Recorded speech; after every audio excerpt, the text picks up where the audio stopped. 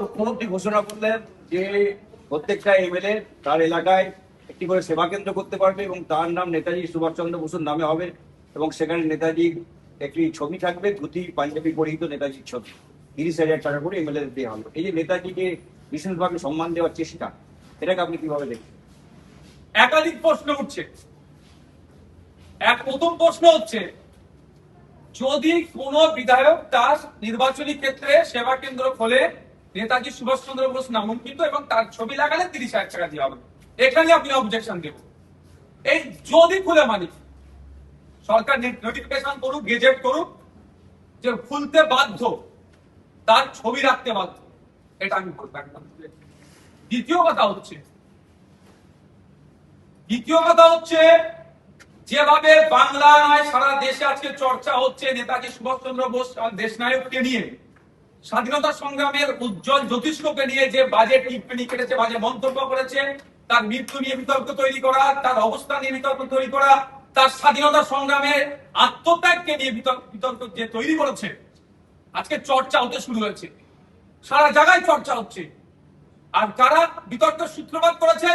বিজেপির এমপিরা, রাজ্যসভার এমপিরা। একটা এমপি পুতুম বলে চুপ করে গেছে, অপর এমপি এখন কন্টিনিউ চালাচ্ছে, তার মুখে লাগাম পড়াতে পারছে না। আমরা আশা করব যে সরকার পশ্চিমবাংলায় চলছে তথা বিজেপির সরকার, তাদের এমপির মুখে লাগাম পড়া আগে। দ্বিতীয়ত, বিগত দিনে যে বাজে মন্তব্য করেছে তার বিরুদ্ধে আইনত ব্যবস্থা গ্রহণ করুন। কোন মতেই না ড্যামেজ কন্ট্রোল করার জন্য এই পেপারে আসবে, সব আসবে, ওই বিষয়টা না চেপে যায় যে নেতাজি নামাঙ্কিত সেবা কেন্দ্র ছবি লাগালে 30,000 টাকা করে বিধায়ককে দিয়ে হবে, এটা যে হেডলাইন হয়ে যায়। আমি অনুরোধ করবো মিডিয়ার ক্ষেত্রে, নেতাজি নিয়ে কারো বিরোধ থাকার কোনো কথাই নাই, যে অন্তত এটা বেশি বেশি হাইলাইট করুন। কোন সাহসে নেতাজির নাম নিয়ে এরা বাজে মন্তব্য করলো, তারা এখনো পর্যন্ত তাদের বিরুদ্ধে প্রশাসন কেন ব্যবস্থা গ্রহণ করলো না, এইটা বেশি হাইলাইট করুন। হ্যাঁ, দ্বিতীয়, তার সম্মানার্থে যেহেতু একটা স্বাধীনতার মাস চলছে, সেই জন্য এই প্রকল্পটা নিয়ে এসেছে, এটা আপনারা কোনো অসুবিধা নাই, কিন্তু কোন মতেই না ড্যামেজ কন্ট্রোলের জন্য এটা নিয়ে আসা হয়, সেটা আমাদের লক্ষ্য রাখতে হবে। আমার অবস্থা একদম স্পষ্ট, যারা বাজে মন্তব্য করেছে তাদেরকে দৃষ্টান্তমূলক তাদের বিরুদ্ধে ব্যবস্থা নিতে হবে। তাহলে আগামী প্রজন্ম নেতাজি সম্পর্কে কথা বলার আগে ভাববে, অন্যথায় এটা যদি থেকে যায় তাহলে আগামী দিনে আমাদের আরো যারা স্বাধীনতা সংগ্রামীরা আছে তাদের সম্পর্কে যে কোনো জায়গা থেকে যে কোনো মুহূর্তে খারাপ ধারণা তৈরি করতে পারে। ভাবতে অবাক লাগছে, দেশের প্রধানমন্ত্রীর সমালোচনার ঊর্ধ্বে নয়, তাকে নিয়ে সমালোচনা করলে তার বাড়ি পুলিশ চলে যাচ্ছে, তাকে খুঁজে পেয়ে যাচ্ছে, তার বিরুদ্ধে অ্যাকশন নিচ্ছে। আর দেশের প্রধানমন্ত্রীর পদটা পেত এতদিন, আমি যে চেয়ারে বসে আছি এই আমার বলার স্বাধীনতা পেতাম না, নেতাজি সুভাষচন্দ্র বসে যদি না লড়াই আত্মত্যাগ থাকতো, আমাদের স্বাধীনতা সংগ্রামীদের লড়াই আত্মবলিদান আত্মত্যাগ যদি না থাকতো, তাহলে যাদের আত্মত্যাগ আত্মবলিদান লড়াইয়ের ফলে আমরা এই স্বাধীনতা পেয়েছি, আমরা এই গণতন্ত্র পেয়েছি, তাহলে এখানে তাদের বিরুদ্ধে বাজে মন্তব্য করছে, আমরা চুপ থাকতে পারি না। গতকাল আপনি এই বিষয়ে একটা নিন্দা প্রস্তাব এনেছিলেন 185 ধারা ইয়েতে বলে, সেটি গৃহীত হয়নি বলে। আমি আমার ক্ষমতা অনুযায়ী আমি নিয়ে এসেছিলাম 185 কে সামনে রেখে নিয়ম অনুসারে, সেটাকে হাউসে অ্যালাউ করলো না। জানি না আগামী কি পদক্ষেপ নেবে। স্পিকারের সাথে কোনো কথা হয়েছে? আমি অফিসিয়ালি কমিউনিকেশন করছি এই বিষয়টা নিয়ে। এসটিএফ জঙ্গি গ্রেপ্তার করলো আবার, এর 2018, 2014, 24, 25 কলকাতা এসটিএফ ছিল এবং এই পাকিস্তানের গুরুত্বচর বলে আপাতত প্রাথমিকভাবে জানা যাচ্ছে, জিজ্ঞাসাবাদ চলছে।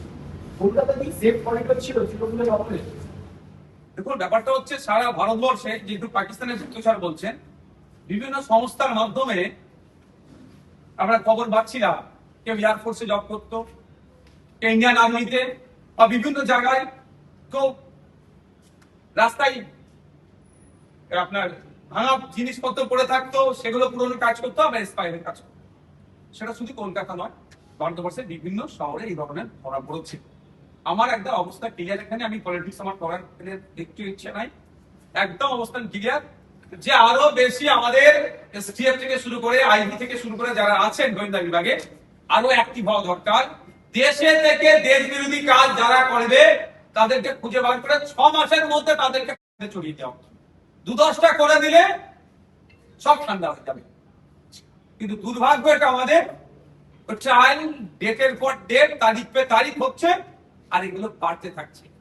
6 মাস 8 মাস 1 বছর অনেক আগে ধরেছে অনেককে, তাহলে আজকে কোন জায়গায় আছে না আপনি ঠিক করে বলতে পারবেন না আমি ঠিক করে বলতে পারবো। তো এতটাই চলবে কোথায়? আমার দেশের পাখারা সে যেখানে থাকছে তার পাখা চলছে, লাইট লাগছে, দুবেলায় খাবার দিতে হচ্ছে, সকালে চা দিতে হচ্ছে, সন্ধ্যাবেলায় খাবার দিতে হচ্ছে। আমাদের জনগণের ট্যাক্সের টাকা তার পিছনে কেন খরচ করবো? 6 মাসের ফাস্ট ট্র্যাক কোর্টের মধ্যে বিচার হবে, দোষ করে থাকলে